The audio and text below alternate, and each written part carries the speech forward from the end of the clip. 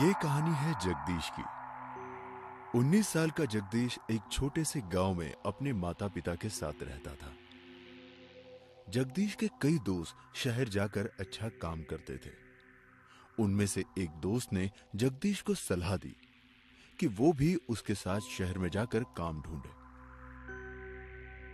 जगदीश के दोस्त ने बताया कि शहर में गांव की मजदूरी से भी ज्यादा पैसे मिलते हैं।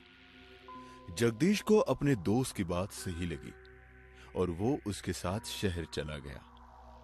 जगदीश के दोस्त ने उसे एक जगह वॉचमैन की नौकरी दिलाई और ये जगह थी मुर्दा घर, वो भी नाइट शिफ्ट। जगदीश को इस बात से ज्यादा फर्क नहीं पड़ रहा था क्योंकि यहां पर उसे अच्छी खासी तनख्वाह मिल रही थी। जगदीश जानता था कि उसे कहीं और रात के 10 घंटे ड्यूटी करके इतनी अच्छी तनख्वाह नहीं मिलेगी। जगदीश का काम का पहला दिन था। जगदीश की ड्यूटी रात के 9 बजे से लेकर सुबह 7 बजे तक की थी। जगदीश ठीक 10 मिनट पहले वहां पहुंचा और वहां के मॉर्निंग शिफ्ट वाले वॉचमैन चाचा से मिला। उन्होंने जगदीश को देखते ही कहा, तो तुम आ गए नए वॉचमैन? तुम्हारी उम्र तो बहुत कम लगती है। कितने साल के हो तुम? चाचा जी, मैं 18 साल का हूं। घर की हालत ठीक नहीं है, इसीलिए गांव से शहर पैसे कमाने के लिए आया हूं। अच्छी बात है, पर तुम यहाँ नए हो इसलिए एक चेतावनी देना चाहूंगा। तुम्हारी ड्यूटी मुर्दा घर के बाहर है, इसीलिए सिर्फ बाहर ही ध्यान देना। अंदर क्या होता है क्या नहीं होता, कैसी आवाजें आती है, ये देखना तुम्हारा काम नहीं है। ये सब देखने के लिए अंदर बहुत सारे लोग हैं। चाहे कुछ भी हो जाए, अंदर जाने की जरूरत नहीं है, खासकर रात के 12 बजे के बाद। जगदीश को उनकी बातें थोड़ी अजीब जरूर लगी, लेकिन जगदीश को यह पता था कि मुर्दा घर को लेकर लोग अंधविश्वास पालते हैं। इसलिए जगदीश हां में सिर हिलाकर अपनी यूनिफॉर्म पहन के चला। रात के 10 बज रहे थे। मुर्दा घर में काम करने वाले सारे कंपाउंडर और डॉक्टर्स घर जा चुके थे। तभी उसने अंदर से एक अजीब सी आवाज सुनी, मानो अंदर कोई लॉकर के लोहे के दरवाजे पे कुछ पटक रहा हो। जगदीश ने अपनी वॉचमैन वाली छड़ी उठाई और सीधा अंदर भागा। अंदर जाते ही जगदीश ने सारी लाइटें जलाई और उसने अपने सामने जो देखा तो वो डर गया। अंदर बड़े बड़े बैग्स में कई सारी लाशें थी और उनमें से एक लाश सबसे ज्यादा घिनौनी थी। उसे देखकर जगदीश को उल्टी आने लगी। वो सीधा मुर्दा घर से बाहर भागा। जगदीश को अब एहसास हुआ आखिर क्यों उसे अंदर जाने से मना किया गया था।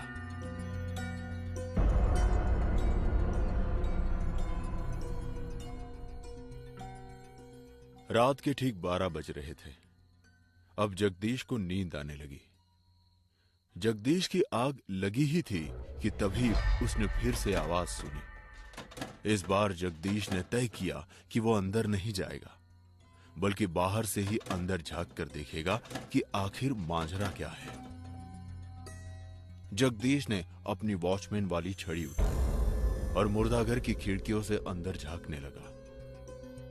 अंदर झांकते ही जगदीश ने देखा कि एक आदमी मुर्दाघर के लॉकर को खोलकर उन लाशों के साथ कुछ कर रहा है। जगदीश ने उसे देखते ही आवाज उठाई, ए, कौन हो तुम? अंदर क्या कर रहे हो? उस आदमी ने पलट कर नहीं देखा, बल्कि वो उसे अनसुना करके दूसरे लॉकर खोलने लगा। जगदीश भागते हुए अंदर गया और उसने उस आदमी का कॉलर पकड़ा। तब जगदीश ने देखा कि वो आदमी कोई और नहीं बल्कि वही सड़ी हुई लाश है, जिसे देखकर वो उल्टियां कर रहा था। जगदीश डर के मारे जोर से चिल्लाया। वो आदमी अजीब तरह से हंसते हुए उसकी तरफ बढ़ने लगा। जगदीश अपनी जान बचाने के लिए वही सर्जरी रूम के अंदर भागा और उसने उस रूम का दरवाजा अंदर से बंद कर लिया। जगदीश ने कांपते हुए अपनी जेब से अपना फोन निकाला और उसके दोस्त को फोन किया। हेलो हेलो, मुझे मुझे मुझे बचाओ, ये लोग मुझे मार डालेंगे, मुझे बचाओ। हेलो हेलो हेलो, ये लोग मुझे मार डालेंगे, मुझे बचाओ। Hello hello hello. उसके दोस्त को पहले तो कुछ समझ में नहीं आया। उसने उसे शांत करते हुए उसके साथ क्या क्या हुआ ये पूछा, और जब जगदीश ने उसकी सारी बात बताई तो उसके दोस्त ने उसे उसी कमरे के अंदर रुककर उसका इंतजार करने को कहा। जगदीश ने फोन रखा ही था तभी कोई जोर से उस कमरे का दरवाजा खटखटाने लगा।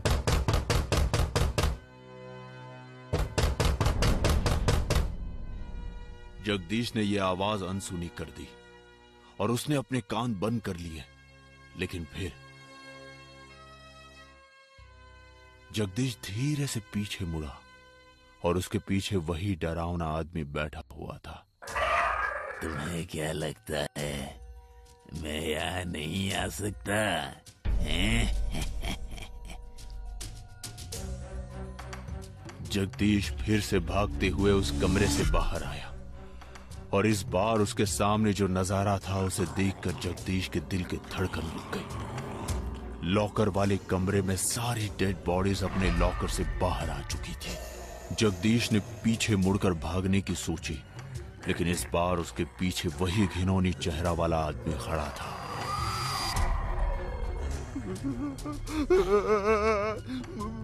मुझे मुझे मुझे जाने दो, मुझे जाने दो यहाँ से, मुझे मुझे यहाँ से जाने दो, बचाओ। उन सब ने उसे चारों ओर से घेर लिया और जानवरों की तरह उस पर टूट पड़े।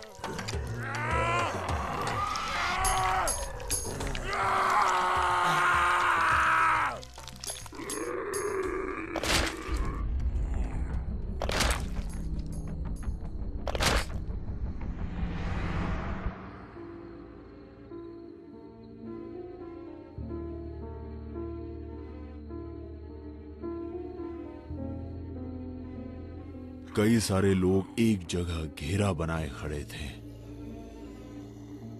थोड़ी देर बाद जगदीश का दोस्त हांफते हुए वहां पहुंचा तो उसने देखा। सुनिए सुनिए, क्या आपने मेरे दोस्त को देखा क्या? वो यही नाइट वॉचमैन का काम करता है। और वो सब लोग उसकी तरफ मुड़े और वो चिल्लाया क्योंकि वो सब की सब लाशें थी। उसका दोस्त वही नीचे जमीन पर पड़ा था और अब शायद उसकी बारी थी।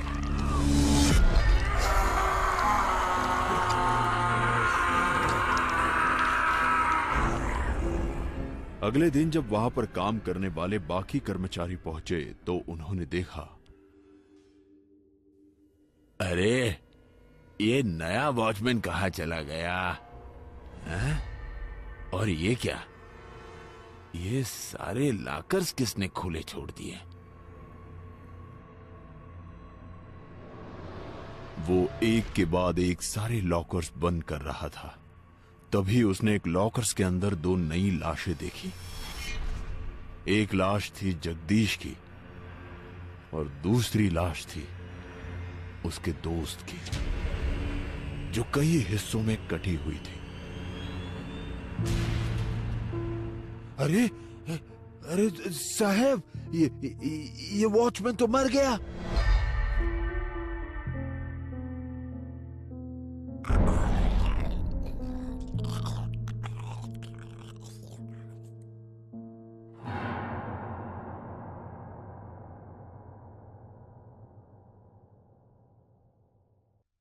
है, कितना समझाया था मैंने इस नए लड़के को। कहा था कि हमारा काम मुर्दा घर के बाहर रखवाली करना है, अंदर क्या होता है इससे हमें कोई लेना देना नहीं है। पर आजकल के बच्चे हमारी बात समझते कहाँ है। आखिर क्या था उस मुर्दा घर का राज? कई सारे नए वॉचमैन आए और अपनी जान से हाथ गवा बैठे, पर क्यों? तभी सदा काका के पास एक गुमनाम आदमी आया। सदा काका, आज भी आपको यही रुकना पड़ेगा। आपको तो पता ही होगा ना कि नए आए हुए वॉचमैन के साथ क्या हुआ। हाँ, जानता हूँ। मैंने तो उसे अच्छे से समझाया भी था, पर मेरी तो वो।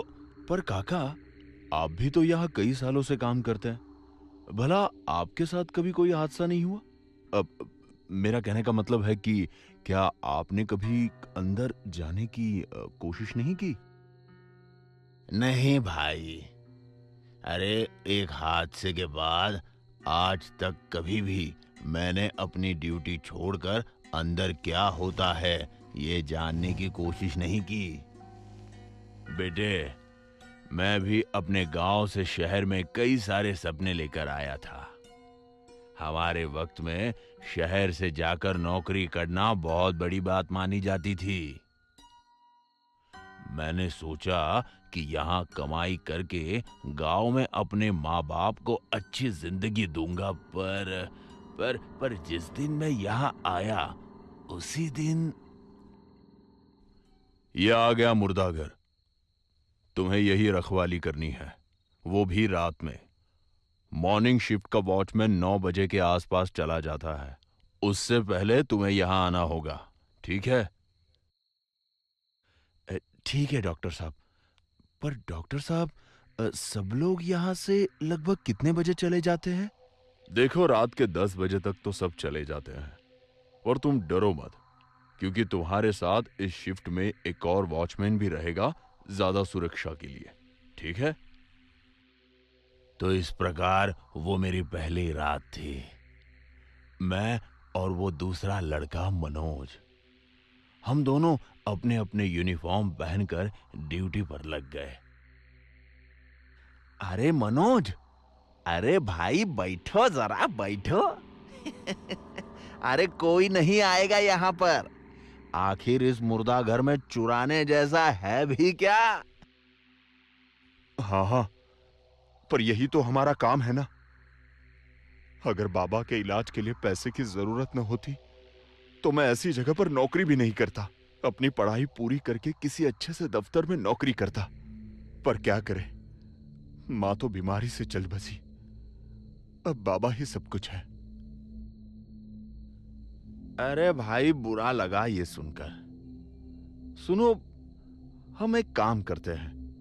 आधे वक्त तुम जाकर पहरा देना और आधे वक्त मैं दे दूंगा, ताकि हम दोनों को थोड़ा थोड़ा आराम मिले। अभी मैं सो रहा हूं तो तुम मुझे 2 घंटे बाद जगा देना, ठीक है?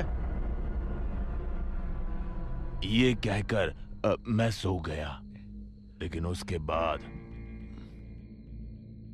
मनोज को अंदर से कुछ मशीनों की आवाज सुनाई दी। वो दबे पांव अंदर जाने लगा। ये क्या? सब डॉक्टर और कर्मचारी तो जा चुके हैं, तो वो अंदर कौन है?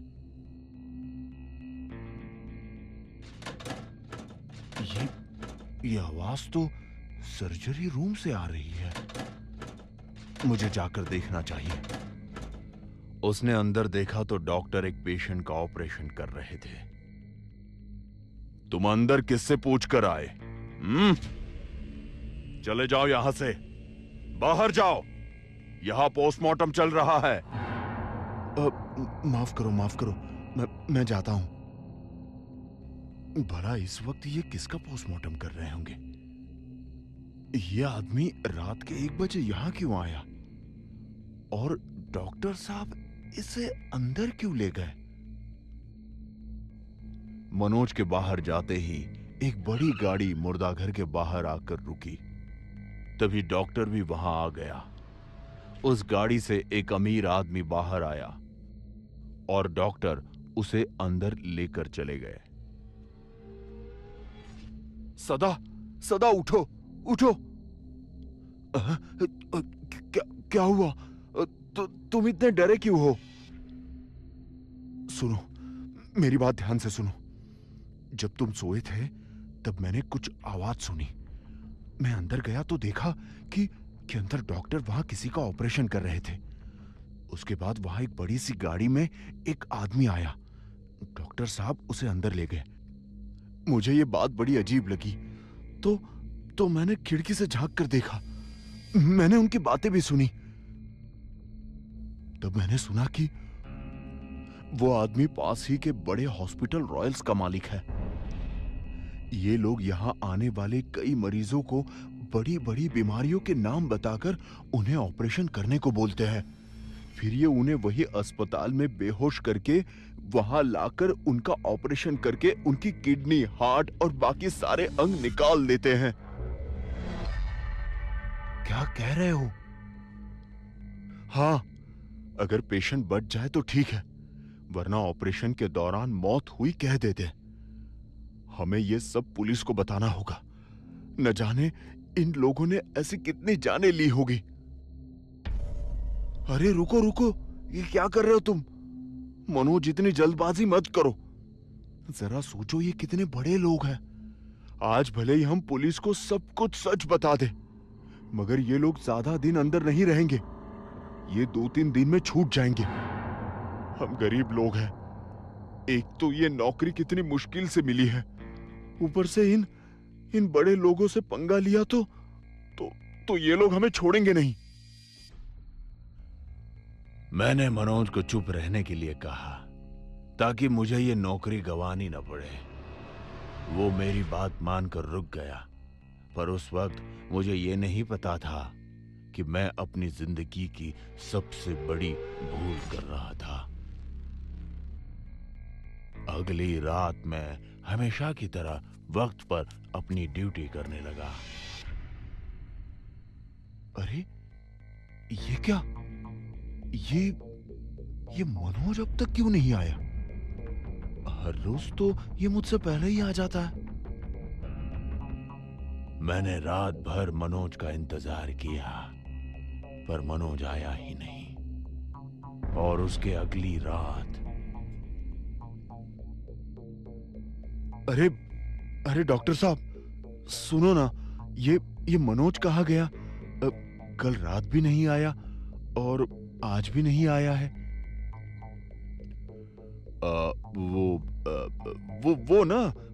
वो अपने गांव गया है। उसकी माँ की तबीयत खराब थी ना, इसलिए। तुम अपना काम करो। हाँ, वो कुछ दिन में आ ही जाएगा। ठीक है? हाँ, ठीक है डॉक्टर साहब। डॉक्टर साहब जाने के बाद सदा अपने मन में सोचने लगा, लेकिन मनोज ने तो कहा था कि उसकी माँ। हाँ? इसका मतलब कुछ तो गड़बड़ जरूर है। उस रात मैं सबके जाते ही अंदर गया। मुझे यकीन था कि वहां मनोज के बारे में जरूर कुछ सबूत मिलेगा। मैं मुर्दा घर के अंदर गया ही था कि तभी मैंने एक कमरे में किसी के कराहने की आवाज सुनी। उस कमरे में कई सारे मशीन थे और मनोज बेड पर था। उसका ऑपरेशन हुआ था। उसके पेट पर पट्टी बंधी हुई थी। हाँ? मनोज, अरे मनोज, ये तुझे क्या हो गया? हाँ? ये सब किसने किया? मनोज, मनोज, मैंने तुझसे कहा था ना कि हमें इनकी शिकायत कर देनी चाहिए थी। जब कल रात को मैं यहाँ आया तब। डॉक्टर आंखों में आंसू लिए वहां आया। अरे डॉक्टर साहब, क्या हुआ? आप रो रहे हो? मनोज, मुझे तुम्हारी छोटी सी मदद चाहिए। बस मना मत कर देना। मुझ पर ये एहसान करना, ठीक है? देखो, मेरी 8 साल की बेटी का एक्सीडेंट हुआ है। मैंने कई ब्लड बैंक को ढूंढा, पर कोई ब्लड ग्रुप का खून नहीं मिल रहा। तुम प्लीज अपना ब्लड सैंपल मुझे दे सकते हो क्या? अगर तुम्हारा ब्लड ग्रुप उससे मैच हुआ तो मेरी बेटी की जान बच जाएगी। प्लीज मनोज, ना मत कह देना। हाँ क्यों नहीं डॉक्टर साहब, मैं आपकी जरूर मदद करूंगा। मैंने इंसानियत के नाते उनकी मदद की, उन्हें अपना ब्लड सैंपल दे दिया और थोड़ी देर बाद किसी ने मेरे सर में किसी चीज से जोर से वार किया। मैं जमीन पर गिर गया और जब मेरी आंख खुली तब मैं सर्जरी रूम में था। यहाँ अस्पताल का मालिक और डॉक्टर वापस कह रहे थे कि आहा, डॉक्टर साहब अब हम माला माल हो जाएंगे। इसकी किडनी उस लंदन वाले क्लाइंट का सही मैच निकली। कहा था ना मैंने तुमसे, वॉचमैन है तो क्या हुआ, है तो इंसान ही ना, किसी न किसी तरह से हमारे काम ही आएगा।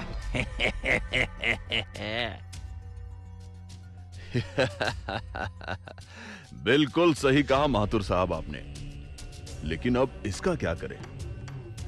इसे तो होश आ रहा है।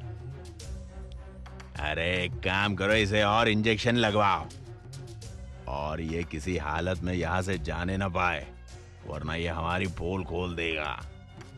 इसे कल एक और ऑपरेशन के लिए तैयार करो।